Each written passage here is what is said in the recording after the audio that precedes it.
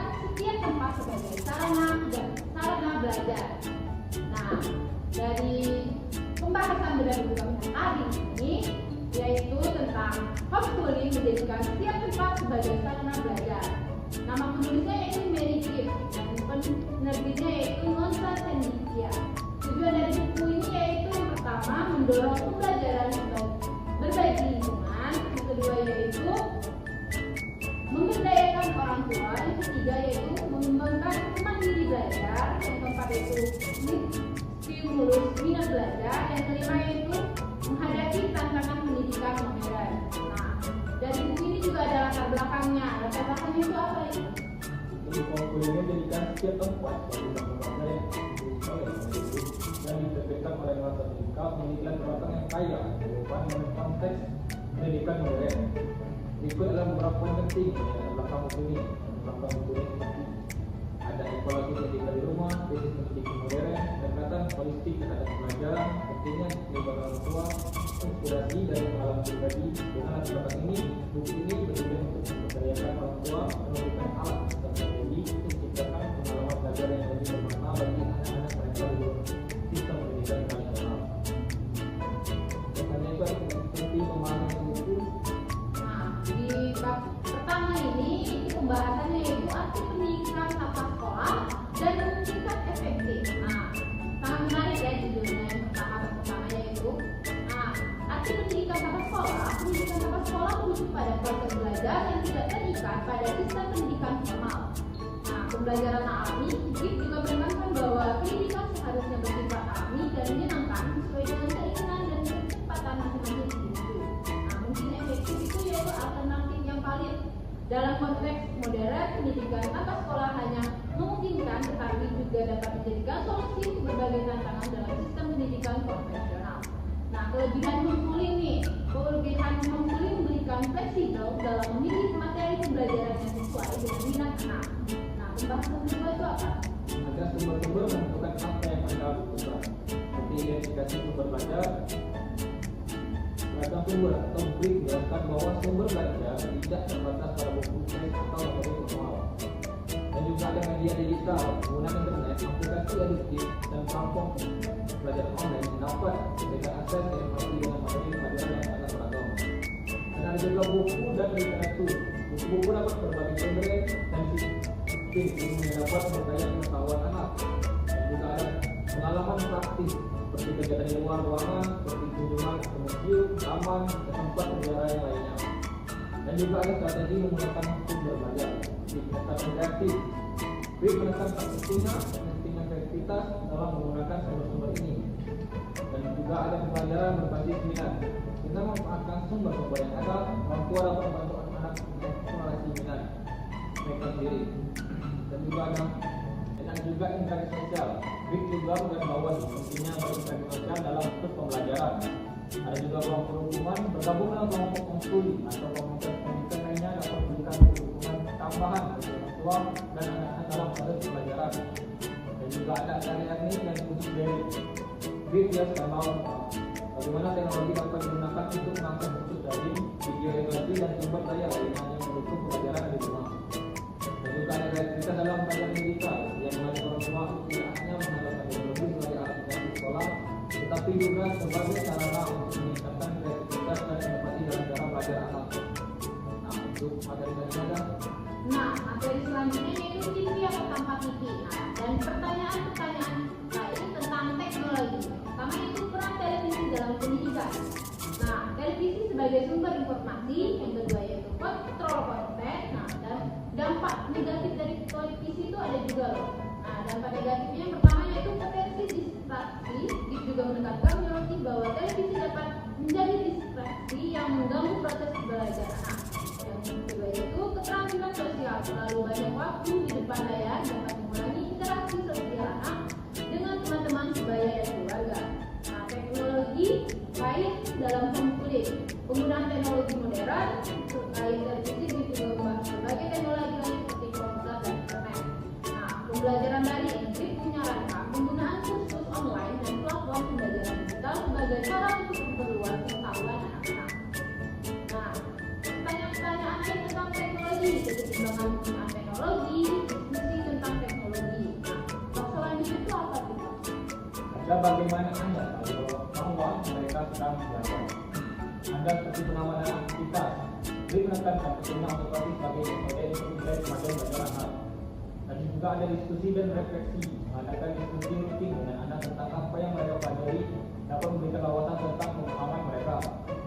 Dan juga ada portofolio, beri merekomendasikan untuk menggunakan portofolio sebagai alat untuk mengumpulkan dan mendokumentasikan pekerjaan anak.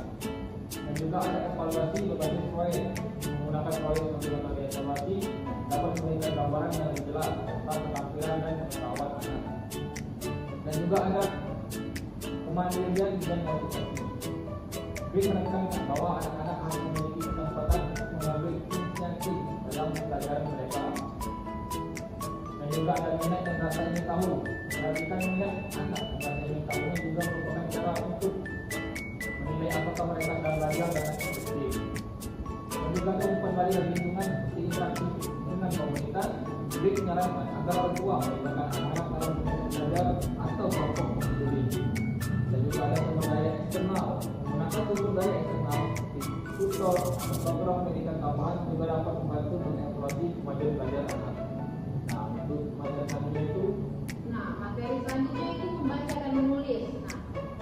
Dasar dalam pembelajaran. Dikatakan bahwa membaca adalah keterampilan dan mental yang menjadikan dasar semua bentuk pembelajaran. Yang selanjutnya itu membangun kecintaan membaca. Buku ini menggarisbawahi pentingnya membangun budaya membaca sejak dini. Teknik penggunaan mengajar, pendekatan bertahap, interaksi dan diskusi. Pentingnya menulis.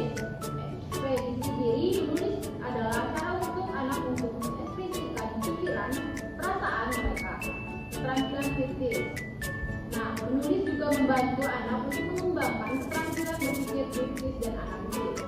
Teknik mengajar menulis, latihan rutin, mendorong kreativitas, evaluasi keterampilan membaca dan menulis. Yang pertama yaitu portofolio karya, kedua yaitu umpan balik positif. Materi selanjutnya itu apa tuh Pak? matematika dan pemecahan masalah. Pentingnya matematika dalam pendidikan seperti fondasi dasar. Matematika adalah tabel dasar yang mempengaruhi banyak bidang studi lainnya. Dan juga ada manfaat matematika dalam kehidupan sehari-hari. Seperti matematika tidak hanya tentang hitung-hitungan angka, juga membantu dalam pemahaman spesial, logika, dan problem solving. Dan juga ada strategi mengajarkan matematika untuk pendekatan bertahap, aktivitas hands-on, contoh kasus nyata.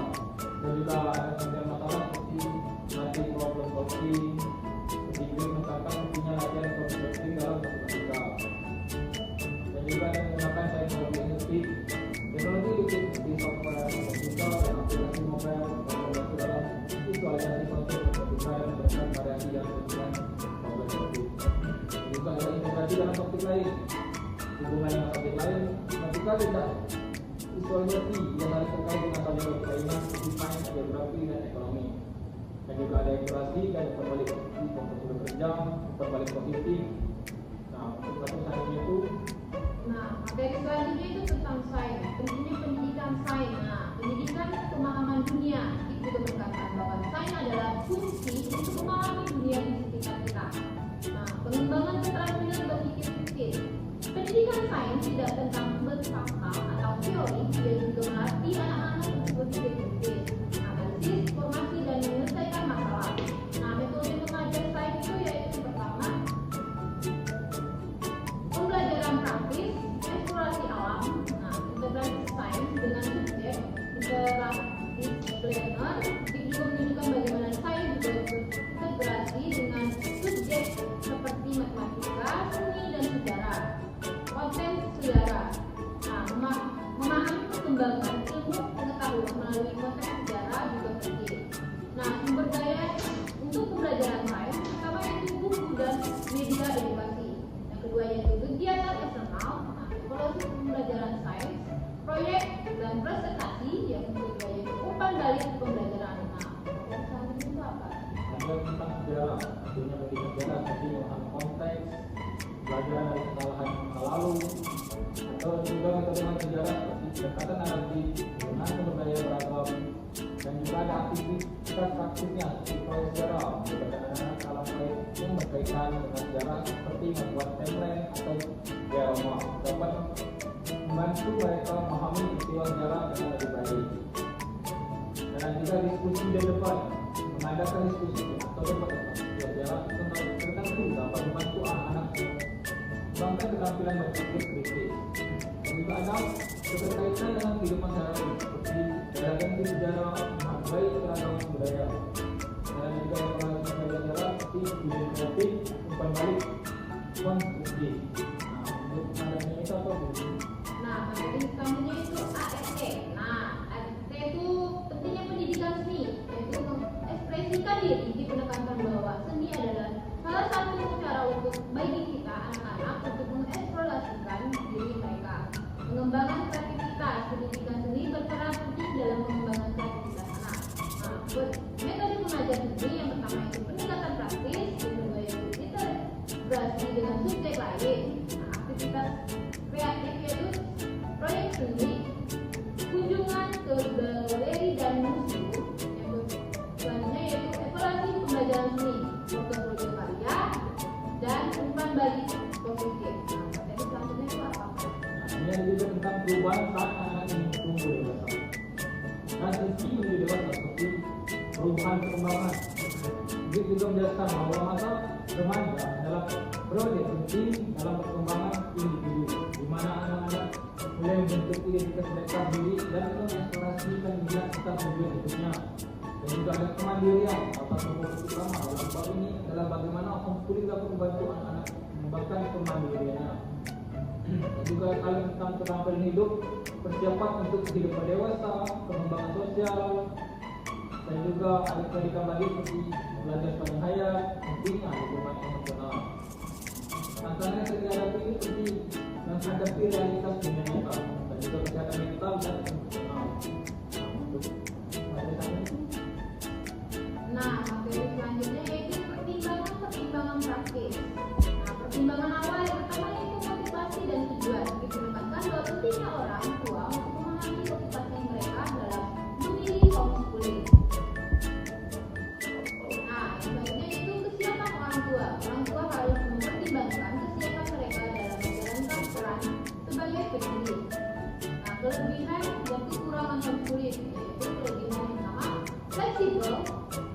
Homeschooling memungkinkan penyesuaian jadwal sesuai dengan kebutuhan dan gaya belajar anak. Yang selanjutnya yaitu pendekatan individual. Nah, kekurangan dari homeschooling yaitu tanggung jawab besar. Orang tua harus mempersiapkan menghadapkan tanggung jawab besar dalam mendidik anak, termasuk merencanakan kurikulum dan mengevaluasi kemajuan. Kekurangannya interaksi sosial. Nah, homeschooling dapat mengurangi kesempatan anak untuk berinteraksi dengan teman sebaya yang penting untuk perkembangan sosial mereka. Sumber daya dan dukungan. Komunitas homeschooling, sumber daya pendidikan, pendidikan dan evaluasi, metode penilaian, umpan balik konstruktif. Nah, keraguan umum dalam homeschooling, kualitas pendidikan, kemampuan orang tua. Nah, tantangan dalam homeschooling yang pertama yaitu disiplin dan rutinitas. Yang kedua yaitu interaksi sosial. Nah, strategi mengatasi tantangan, menciptakan lingkungan belajar yang positif, menggunakan sumber daya eksternal, dukungan emosional, membangun kepercayaan diri anak, mengelola stres dan kecemasan. Nah, bab selanjutnya itu bahasa Apakah pendidikan tanpa sekolah benar? Maksud pendidikan tanpa sekolah itu ada definisi dan filosofinya.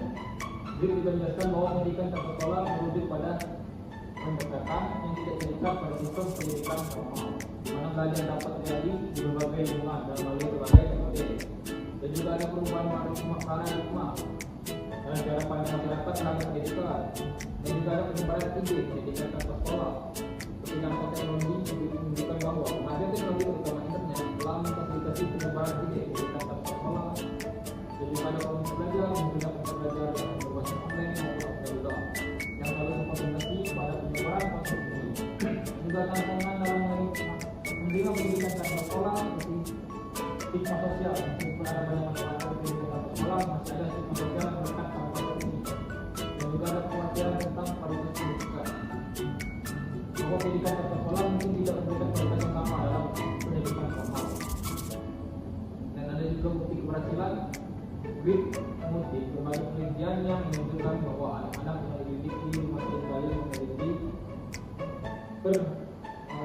performa akademis yang lebih baik dibanding dengan mereka yang bersekolah di institusi formal. Jadi ada model pelajaran alternatif seperti ini pendorong eksplorasi model-model pelajaran alternatif yang telah terbukti alternatif seperti pelajaran berbasis proyek dan komunitas belajar. Nah, itu bagaimana itu?